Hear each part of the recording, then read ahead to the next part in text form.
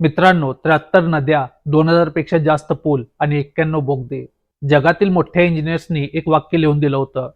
इतर रेल्वे प्रकल्प बनवणे म्हणजे आत्महत्या करण्यासारखं आहे. पण भारतीय इंजिनियर्सनी हे अशक्य शक्य करून दाखवलं. आज आपण पाहणार आहोत कोकण रेल्वेचा थरारक इतिहास. नमस्कार, मी ईशान आणि तुम्ही पाहत आहात ट्रेन लवर सायम. तर चला मित्रांनो, आजच्या व्हिडिओला सुरुवात करूया.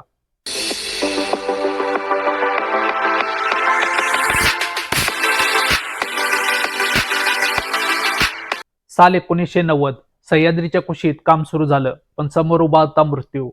पावसाळ्यात कोकणची माती लोण्यासारखी मऊ व्हायची. बोगदा खोदला की अख्खा डोंगर कोसळायचा. अनेक मजूर आणि इंजिनियर्स या कामात मृत्युमुखी पडले. एका रात्री तर 9 मजूर जिवंत गाडले गेले. सगळ्यांना वाटलं आता हा प्रकल्प बंदच होणार. पण तेव्हाच मैदानात उतरले ई श्रीधरन सर. त्यांनी ठणकावून सांगितलं, डोंगर कोसळले तरी चालतील, पण आपली स्वप्न कोसळणार नाहीत. कोकण रेल्वे म्हणजे फक्त रूळ नाही मित्रांनो, ही तर इंजिनिअरिंगची शाळा आहे.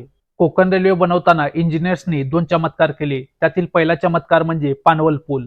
जमिनीपासून तब्बल 64 मीटर उंच, म्हणजे जवळपास 20 मजली इमारती एवढाच. त्या काळात आशियातील हा सर्वात उंच पूल होता. आणि दुसरा चमत्कार म्हणजे करबुडे बोगदा. 6.5 किलोमीटरचा अंधार, रस्ते नाहीत, आधुनिक मशीन नाहीत, तरीही दिवसाला काही इंच खोदत आपल्या इंजिनियर्सनी हा बोगदा पूर्ण केला. पण ही रेल्वे केवळ मशीनने बनली नाही मित्रांनो.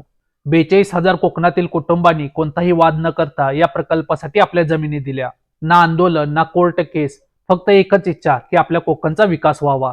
म्हणूनच जे काम 20 वर्षात व्हायला हवं होतं, ते काम अवघ्या 8 वर्षामध्ये पूर्ण झालं.